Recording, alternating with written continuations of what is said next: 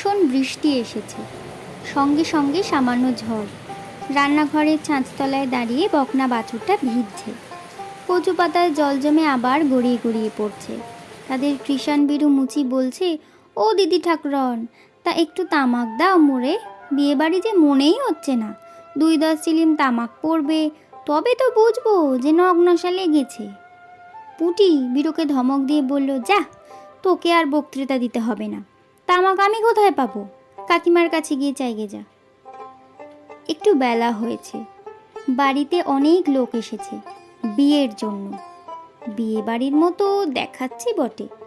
কুমারপুরের কাকিমা, 5 ঘর মাসিমা তাদের ছেলে মেয়েদের নিয়ে এসেছেন। আজ বেলা 11টার সময় আরও একদল আসবে। স্টেশনে গাড়ি গিয়েছে। মেয়েরা সবাই দল বেঁধে নদীতে নাইতে গেল। কুমোরপুরের কাকিমা যাবার সময় তাকে বলে গেল, বারুজ্জে বাড়ি পিড়ি চিত্তির করতে দিয়ে আসা হয়েছে, দেখে আসিস পুটি, সে দুখানা পিড়ি হয়েছে কিনা। কাকিমার এটা ভারী অন্যায়। তার লজ্জা করে না? নিজের বিয়ের পিড়ি নিজে বুঝি সে চাইতে যাবে? এত বেহায়া সে এখনো হয়নি। তার বাবা চণ্ডী মণ্ডপ থেকে হেঁকে বললেন, ও পুটি, হাতায় করে একটু আগুন নিয়ে এসো মা। চণ্ডী মণ্ডপের দৌড় পর্যন্ত গিয়ে শুনল ওর বাবা আর এখন অজ্ঞাত লোকের মধ্যে নিম্নোক্ত কথাবার্তা। তাহলে পালকির বন্দোবস্ত দেখতে হয়। আগে পালকি কোথায় মিলবে? 16 ডুবুরির কারপাড়া নির্বংশ, পালকি বইবার মানুষ নেই এদিকে। তবে ঘোড়ার গাড়ি নিয়ে এসো বনগা থেকে। এ কাদা জলে 10 টাকা দিলেও আসবে না। আসবার রাস্তা কই? ওরা বিদেশি লোক, বর আসবার ব্যবস্থা আমাদেরকেই করে দিতে হবে, বুঝলে না? আমরাই পারছি নে, ওরা কোথায় কি পাবে? হিম হয়ে বসে থেকো না, যা হয় ইল্লে লাগিয়ে দাও একটা। আচ্ছা বাবু, বলদের গাড়িতে বর আনলে কেমন হয়? আরে না না, সে বড় দেখতে খারাপ হবে। সে কি? না না না, শুনেছি ওরা ইংরেজি বাজনা আনছে। বলদের গাড়ির পেছনে ইংরেজি বাজিয়ে বর আসবে, তাতে লোক হাসবে যে। কেন বাবু, তাতে কি? বলদের গাড়িতে কি বর যায় না? একেবারে আপনাদের বাড়ির পেছনে এসে থামবে, সেই তো ভালো। বলদের গাড়িতে বর যাবে না কেন? সে কি আর ভদ্রলোকের বর যায়? তাছাড়া পিছনেরও পথ আইবুড়ো পথ, ওখান দিয়ে বর আসবে না। সামনে তেঁতুলতলার রাস্তা দিয়ে বরকে আনতে হবে।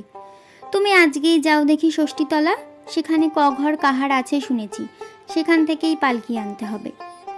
সে যে এখান থেকে 30 কোষ 3.5 কোষ রাস্তা বাবু। পুটি আর সেখানে দাঁড়ালো না। সুবোধ বর সে যে আসবে বলদের গাড়িতে, সে বড় মজা।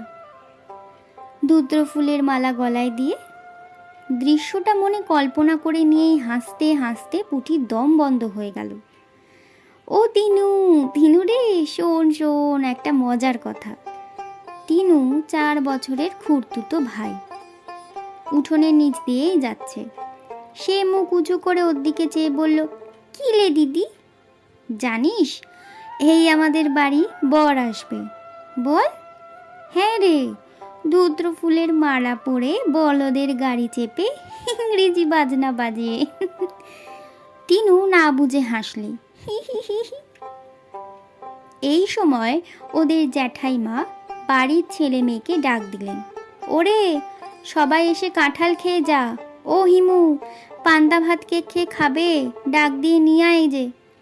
1 হাঁড়ি পান্তা রয়েছে, সেগুলো কাঁঠাল দিয়ে ওঠাতে হবে। এই যুদ্ধের বাজারে পান্তা ভাত ও কাঁঠাল পুটির অতি প্রিয় খাদ্য। কিন্তু আজ এখন তার খাবার নাম করার জো নেই। খিদেও পেয়েছিল, ইচ্ছা করলে সে কলসি থেকে কাঁঠাল বিচি ভাজা আর মুড়ি লুকিয়ে পেরে নিয়ে খেতে পারত, কিন্তু সেই ইচ্ছা তার নেই। তাতে ভগবান রাগ করবেন। আজকের দিনে সে ভগবানকে রাগাবে না। বেলা বাড়ল, ও বাড়িতে শাঁখ ও উলুর শব্দ শোনা গেল। অবশ্যই খুব কাছে নয় পুটির ভাবি শ্বশুর বাড়ি, তাহলেও শাঁখের শব্দ না আসবার মতো দূরও নয়। ওর খুড়তুতো বোন শ্যামা বললে, ওই শোন দিদি, দাদাবাবুর গায়ে হলুদ হচ্ছে।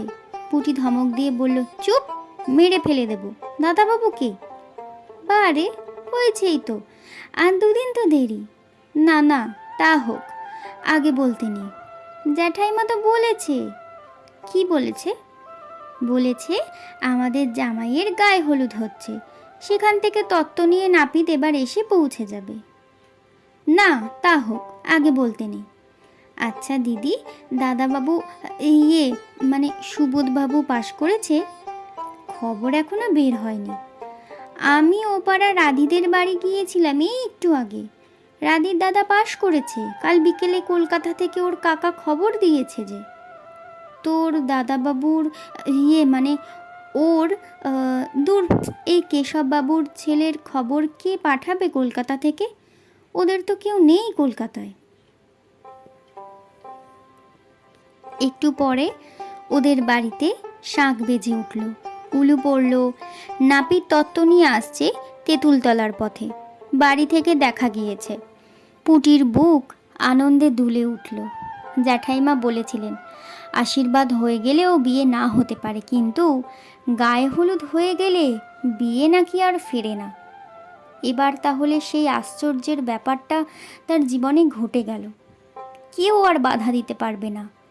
পাড়া গায়ে কত রকমের ভাঙচি দেয় লোকে।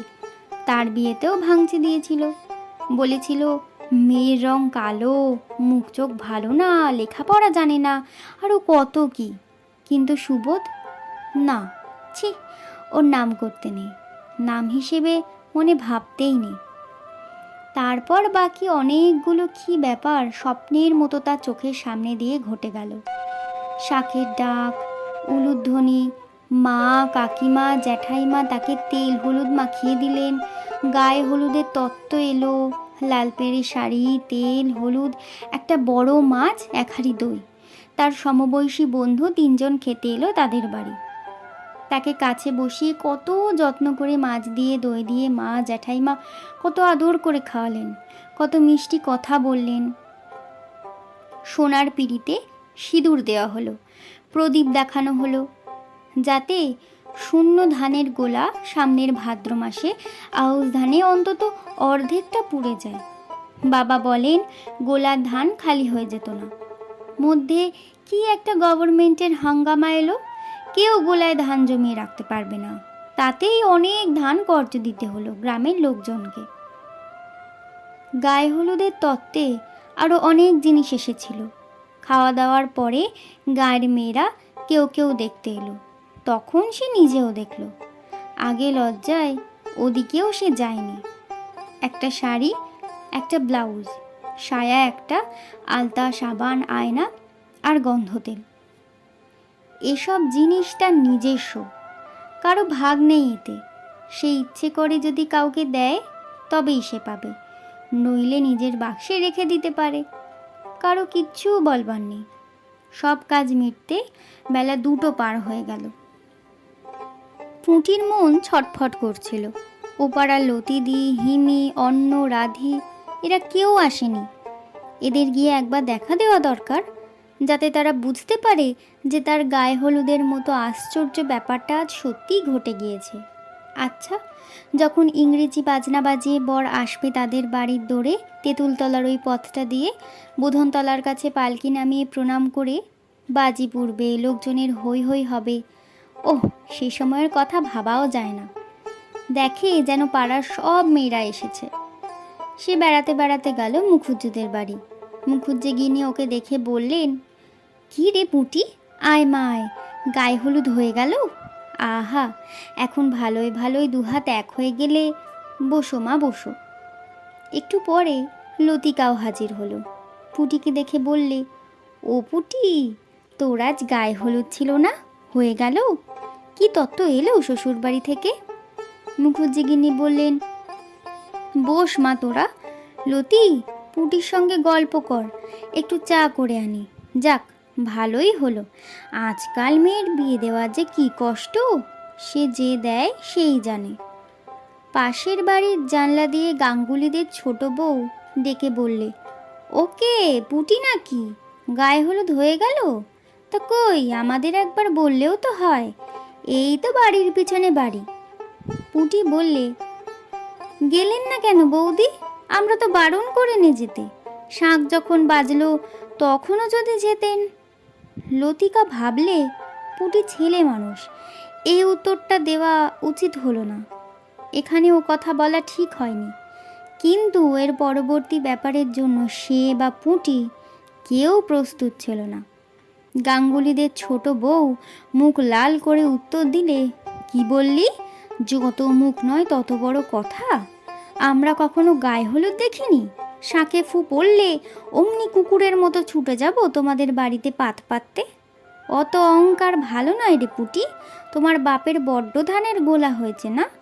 অমন বিয়ে আমরা কখনো কি দেখেছি জীবনে? ছেলের না আছে চাল, না আছে চুলো, সংসারে মানুষ নেই বলে হাঁড়ি ঠেলতে নিয়ে যাচ্ছে। ছেলের যে কত বিদ্যে তা জানতে বাকি নেই। এবার তো ম্যাট্রিকে ফেল করেছে। এখানেই লতিকা আর থাকতে না পেরে বললে, কে বললে ছোট বৌদি? সুবোধবাবুর পাশের খবর তো পাওয়া যায়নি। কেন পাওয়া যাবে না? চিঠি এসেছে ফেল করেছে বলে, ওরা সে চিঠি লুকিয়ে ফেলেছে। বিয়ের আগে ও খবর জানাজানি হতে দেবে না। উনি হাট থেকে চিঠি আনেন, পোস্ট কার্ডে চিঠি। উনি সন্ধ্যের পর সুবোধদের বাড়ি গিয়ে দিয়ে এলেন। আমার চোখে ধুলো দেওয়া। পুটির সামনে সব অন্ধকার হয়ে গেল। বিশ্ব সংসার লেপে পুছে গিয়েছে। মুখর আদর্পিত ছোট বউয়ের মুখের কাছে সে কি করে দাঁড়াবে? চেঁচামেচি শুনে মুখুজ্জগিনী হাহা করে ছুটে এলেন। লতিকা ওর হাত ধরে নিয়ে ঘরের মধ্যে গেল। মুখুজ্জগিনী ঘরের মধ্যে এসে চাপা গলায় বললেন, আহা, ছেলে মানুষ, ওর স্বাদ আহ্লাদের দিনটাতে অমন করে বিষ ছড়াতে আছে? ছি ছি, দেখ তো মা লতি কাণ্ডটা। কাঠের পুতুলের মতো আড়ষ্ট পুঁটি হাত ধরে ততক্ষণ লতিকা বলছে, চল চল পুটি, তোকে তোর বাড়ি পৌঁছে দিয়ে আসি। ছি, বৌদির কাণ্ড। ওসব কথা মনে করিস নি, মিথ্যে কথা। চল পুটি ভাই। লতিকার গলার সুরে ও কথার ভাবে কিন্তু পুটির মনে হলো লতিদিও এই খবরটা জানে। কি জানি, হয়তো গায়ের সবাই জানে, সেই কেবল জানতো না এতক্ষণ। পথে পা দিয়েই লজ্জায় অপমানে সে ছেলে মানুষের মতো কেঁদে ফেলে বললে, লতিদি, আমি কি বলেছিলাম ছোট বৌদিকে? খারাপ কিছু?